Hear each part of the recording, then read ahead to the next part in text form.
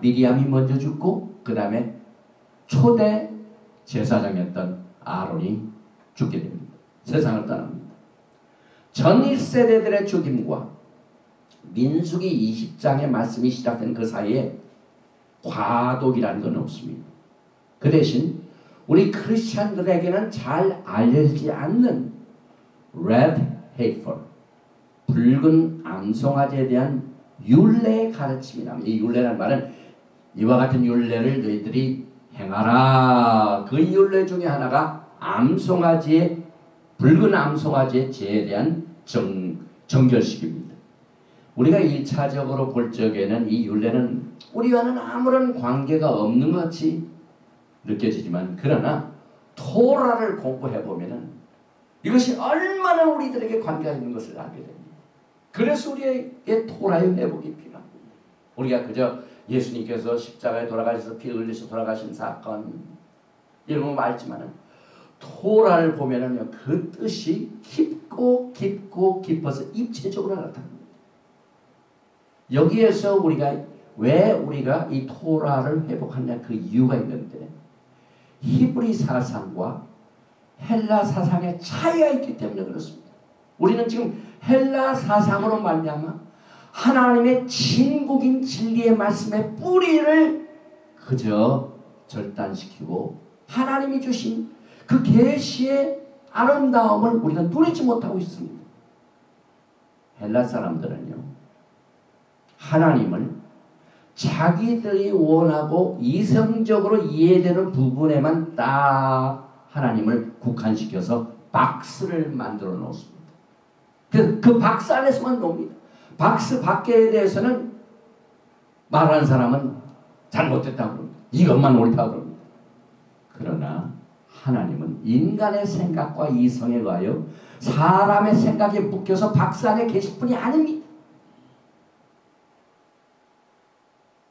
히브리 사람들은 하나님께서는 너무 광활하시기 때문에 우리 인간의 생각과 능력으로는 도저히 헤아릴 수 없는 분이 하나님이시다.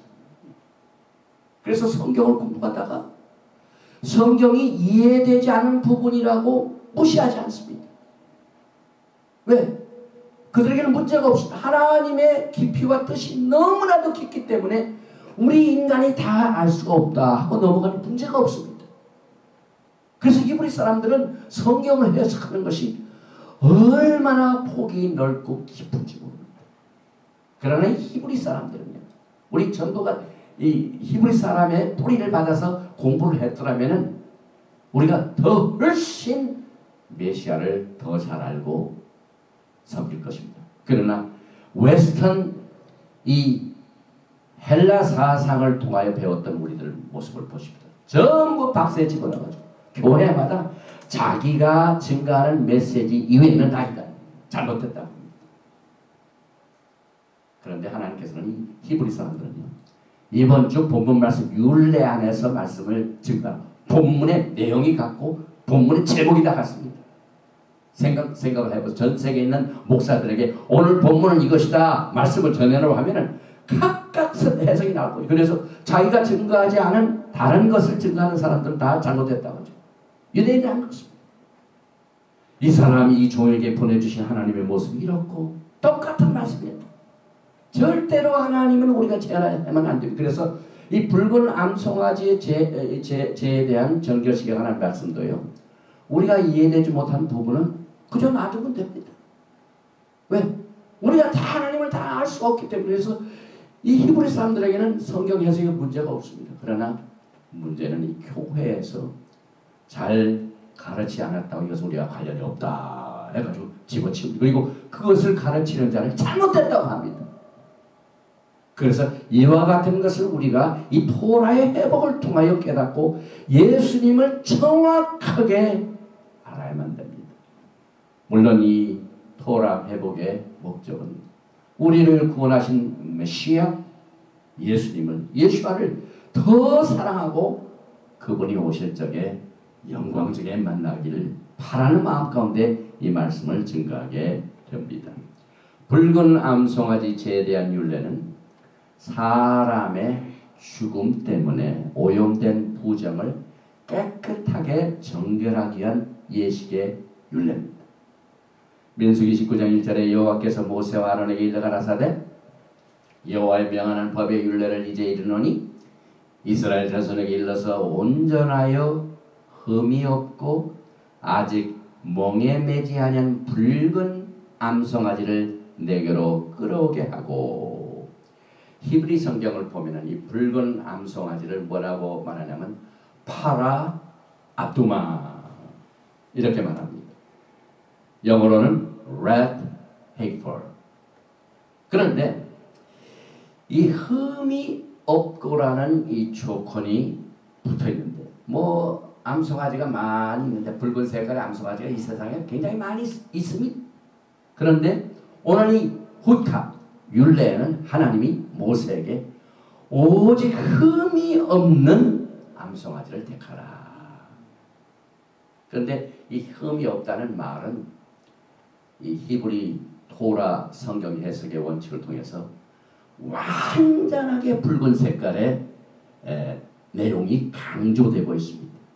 다시 말하면 붉은 암송아지의 몸에서 빨간 털 외에 단 하나의 검은 털만 나타나도 이건 실격입니다.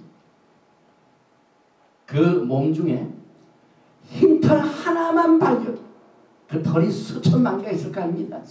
소가 몸집이 크지 않습니까?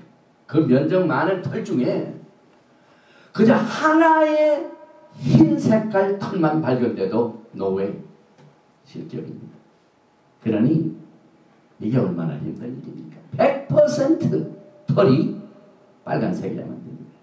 그러나 이것은 너무 드문 일입니다. 그러면 왜 붉은색일까요?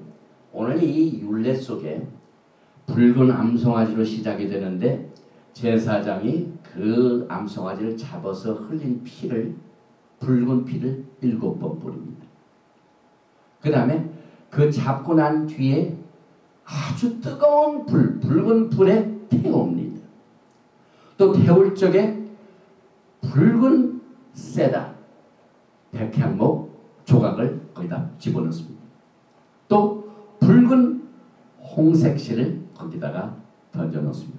그래서 우슬초로 그 죽은 송아지에 태운 재를 물에다가 섞어서 그것을 바르면 정결하게 된다.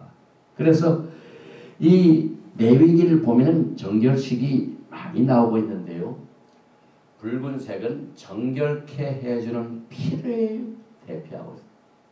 우리 믿는 성도들이 죄를 회개할 적에 늘 생각하는 게 뭐죠? 주님께서 흘리신 아주 보배로운 붉은 피. 이것을 우리가 이 토라를 통하여 입체적으로 배웁니다. 레위기 14장 4절에 제사장은 그를 위하여 명하여 정한 산 새 2마리와 백향목과 홍색실과 우슬초를 가져오게 하고, 또 여호와께서 말씀하시되 오라, 이사야서 말씀입니다. 이사야서 18절 말씀에 여호와께서 말씀하시되 오라, 우리가 서로 변론하자. 너희 죄가 주홍같이 붉을지라도, 붉은색입니다. 눈과 같이 이어질 것이요 진홍같이 붉을지라도 양털같이 되리라. 이게 뭘 의미합니까? 예수님의 피가 우리의 더러워진 죄를 씻어주시는 이 진리를 우리는 알지만 새로운 각도에서, 토라의 회복의 각도에서 이 붉은 암송아지를 통하여 배우게 됩니다. 그런데 반드시 이 암송아지는 진 바깥에서 잡으라고 했습니다. 너는 그것을 제사장 엘르아살에게 줄 것이요 그는 그것을 진 밖으로 끌어내어서 자기 목전에서 잡게 할 것이며. 민수기 19장 3절 말씀입니다. 이 붉은 암송아지 제에 대한 정결식은 우리가 문둥병자들이 우리 신학에도 많이 나오죠. 문둥병자들은 사람들하고 섞을 수가 없어요. 그래서 사람들이 가까이 오면은 I'm unclean, 나는 부정하니 나한테 오지 마세요. 그 다음에 예수님께서 이 문둥병자를 고쳐주죠. 그래서 가까이 오지 못했습니다. 그 정결식하고 똑같습니다. 그 정결식도 성전 성막 밖에서 이루어집니다. 그래서 대부분의 희생을 드리는 제사